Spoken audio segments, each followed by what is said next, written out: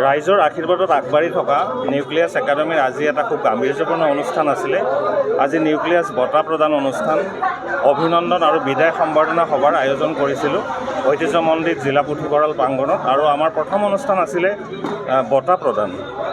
নিউক্লিয়াছে যি সামান্য ঐতিহ্য লাভ কৰিছে বিগত 5টা বছৰত, সেই ঐতিহ্যৰ পটভূমিত এইবাৰ বঁটা কেইটামান দিয়াৰ আমি প্ৰয়াস কৰিছিলোঁ। ইয়াতে আছিলে নিউক্লিয়াছ সংগীত শিল্পী বঁটা। নিউক্লিয়াছ সংগীত শিল্পী বঁটা প্ৰদান কৰা হৈছে সুৰকাৰ গীতিকাৰ দিগন্ত ভাৰতীলৈ।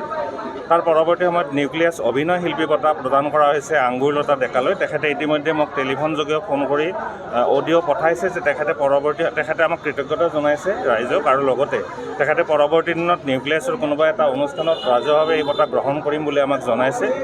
নিউক্লিয়াছ সাংবাদিক বঁটা প্ৰদান কৰা হৈছে আমাৰ নলবাৰীৰ সাংবাদিক জিলিকি থকা এটা নাম ব্ৰজেন তালুকদাৰক সাংবাদিক বঁটা প্ৰদান কৰা হৈছে।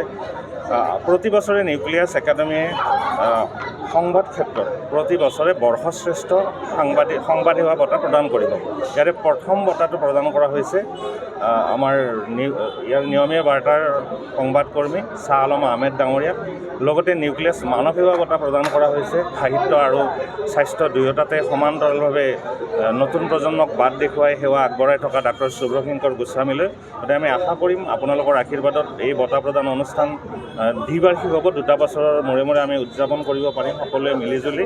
লগতে আমি পৰৱৰ্তী সময়ত জুবিন গাৰ্গৰ প্ৰতি শ্ৰদ্ধা জনাই, জুবিন গাৰ্গ যিহেতু আপোনালোকৰ এই নিউক্লিয়াছ একাডেমীৰ ব্ৰেণ্ড এম্বেচেডৰ আছিলে, তেখেতৰ অৱদানৰ প্ৰতি শ্ৰদ্ধা জনাই আমি পৰৱৰ্তী সময়ত খুব সোনকালে তেখেতসকলৰ ঘৰৰ অনুমতি সাপেক্ষে আমি নিউক্লিয়াছ শিল্পী বঁটাও প্ৰদান কৰিম, আৰু তাত আমি এটা সোণৰ টোপোলা দিবলৈ প্ৰয়াস কৰিম। লগতে ভাস্কৰ্য শিল্পী বীৰেন সিংহদেৱে সেই ভাস্কৰ্য বনাব। আজিৰ যিখিনি বঁটা তাতো অসমৰ যশস্বী ভাস্কৰ্যবিদ তেখেত বীৰেন সিংহদেৱে বঁটাটো আমাক বনাই দিছে। গতিকে এইখিনি মোৰ ক'বলগীয়া।